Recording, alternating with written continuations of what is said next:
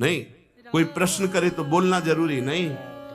उपासक हो, आप कृपा करें तो बात कर ले, ना चाहे तो बिल्कुल आपके ऊपर कोई शासन नहीं कि आपको बात करना ही पड़ेगा, ऐसा सिद्धांत नहीं है।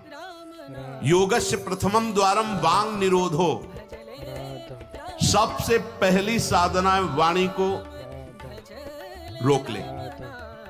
बोलने से बहुत शक्ति नष्ट हो जाती है। जैसे हम भगवत चर्चा करें तो इससे शक्ति बढ़ती है, लेकिन प्रपंच की वार्ता करने से वाणी की शक्ति नष्ट हो जाती है। जब आपकी जबान अपवित्र हो गई तो नाम कैसे चलेगा? जब वाणी अपवित्र है तो आपके अंदर शास्त्री कैसे शब्दों का भाव आ पाएगा? नहीं आ पाएगा। महावाक्यार्थस्य विचारिता, आप नहीं विचार करने की क्षमता वाले रहेंगे। यदि आपने व्यर्थ की बातें शुरू कर दी, अश्लील भाषण बोलते, गंदी भाषा बोलते, तो आप में कभी विचार शक्ति ही नहीं रह जाएगी कि आप शास्त्रों के, संतों के वाक्यों का मनन करने की सामर्थ्य रखें। खो देंगे सामर्थ्य। बहुत अमृत में वचन निकलते हैं मौन वाणी को पावन रखने वालों के, एकदम शहद में डूबे हुए वचन। इसलिए वाणी पर अंकुश कीजिए। जरूरत हो तो बोलिए, नहीं तो मौन। श्री जी का जस गाइए, नाम कीर्तन कीजिए, इसके अलावा मौन रहिए। इन नियम ले लीजिए। जब आए हो भगवत प्राप्ति के लिए तो काहे को बख्शो। इन इंद्रियों को सीधे अनुशासन में लीजिए ना। आपका स्वरूप इंद्रियां थोड़ी है, आप इनके संचालक हैं। आपकी सामर्थ्य से सामर्थ्यवान होकर आपको बांधे हुए हैं, आप इनको बांधिए। बहुत हो गई स्वतंत्रता इन दुष्टों की। माता देहूती जी भगवान कपिल जी से कहती, मैं ऊब गई इन दुष्ट इंद्रियों से भोग भोगते हुए, नाथ अब वो उपाय बताइए जिनसे इन दुष्ट इंद्रियों के कब्जे से मैं बाहर निकलूं। माता देहूती जी, ये बहुत दुष्ट है। ये कुछ मिनट तो लगेगा, बहुत शांत है और भगवत स्वरूप में लगने वाली हैं, और एक क्षण में गिरा के ऐसे नरक में खड़ा कर देंगी जहां पश्चाताप ही होता है, हाथ कुछ नहीं लगता। योगस्य प्रथमम द्वारम वांग निरोधो, फिर अपरिग्रह। पहला द्वार है वाणी पर शासन कीजिए। हम वाणी गायन करेंगे, श्री जी के लीला चरित्र, नाम कीर्तन, इसके अलावा मौन। कई साधकों को यह स्पष्ट आज्ञा करी श्री जी की प्रेरणा से कि आप नहीं बोलोगे, तो उसका पालन करना चाहिए। जब सत्संग में आप सुन रहे हैं कि योगस्य प्रथमम द्वारम, तो आप अपनी वाणी को संयम में रखिए। किसी की मजाक, उपहास, किसी की चुगली, निंदा, ये सब बिल्कुल नहीं। अगर आप ये सब करते रहेंगे तो निरंतर नाम नहीं चलेगा। आप सत्संग का मनन नहीं कर पाएंगे। मनन करके आप अपने आराध्य देव में स्थित नहीं हो पाएंगे। जरूरी है मौन, जरूरी है, पर विचार मौन। ये धाम है, इसलिए हम जड़ मौन की बात नहीं करते, विचार मौन। और वो मौन ही किस काम का जो एक शब्द में हम बात कर लेते हैं, वो 5 मिनट लगाएं। जैसे कोई बात करनी, अब वो कुछ बोला,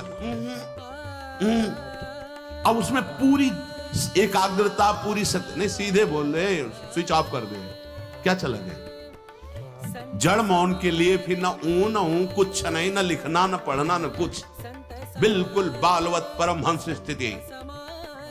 कोई प्रश्न नहीं, कोई उत्तर नहीं, एकदम जड़वत, जीते जी मृत, जीवन मुक्त होने के लिए।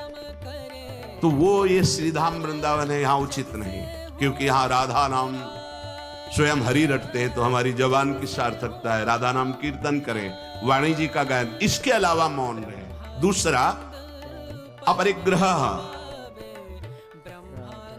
उतना ही स्वीकार कीजिए जिससे आपकी जीवन यात्रा चलती है, इसके बाद नहीं। एक भी वस्तु एक्स्ट्रा आपके पास नहीं होनी चाहिए। क्यों होनी चाहिए?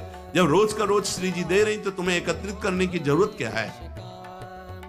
आपको जो दिनचर्या में चाहिए बस उतना ही, इसके आगे नहीं। एक भी कंबल एक्स्ट्रा नहीं रखना होना चाहिए, एक भी वस्त्र एक्स्ट्रा नहीं होना चाहिए। जो हमारी दिनचर्या में आ रहे हैं कि 2 कॉपिन, 2 मार्किन, बनियान, स्वेटर, 1 कंबल या 2 कंबल, जिससे आपकी दिनचर्या कट रही, बस, इसके अलावा आपके पास कुछ नहीं।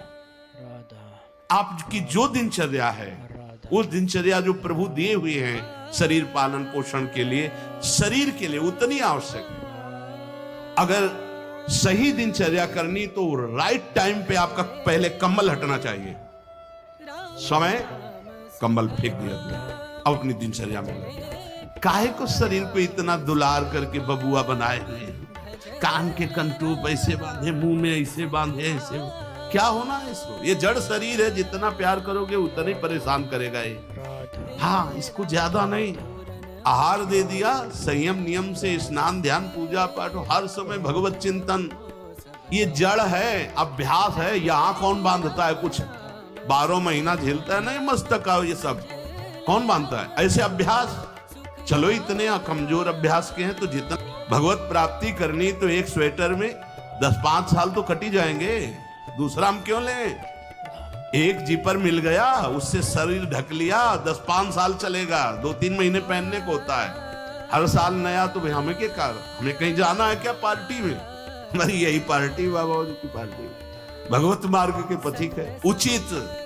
उचित बिल्कुल नहीं से बहुत, वो इसको दुलार करने का मतलब है अपना पतन करना। सच्ची मान लीजिए, इसका पतन करना। वयोवृद्ध है, रोगी शरीर, वो अलग बात है, थोड़ा तो आनंद लीजिए प्रकृति का वार सहने का। अगर शरीर रुग्ण नहीं है, जवान शरीर हो, ब्रह्मचारी हो, आग है अंदर, सहो हर प्रकृति के वार को, गर्मी सर्दी बरसात भूख प्यास, सच्चिदानंद में स्थित हो जाओ, तुम्हारा बाल बांका भी कोई नहीं कर सकता। अब मार दिन में 50 बार शीशा देखना, अब वो फंसाएगा कि नहीं फंसाएगा? चेहरा फंसाएगा ना। तिलक के सिवा दोबारा शीशा नहीं देखना चाहिए।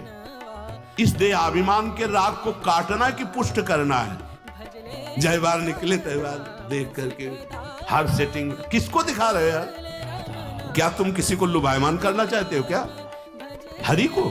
तुम्हारे इस पार्थिव शरीर पे लुभायमान होने वाले नहीं, और जो लुभायमान होगा तुमको। तो हेलो दोस्तों, कैसे हो आप सभी लोग? करना कुछ नहीं, वीडियो को लाइक करके चैनल को सब्सक्राइब कर देना, कमेंट में एक प्यारा सा राधे राधे राधे नाम लिख के जरूर जाना।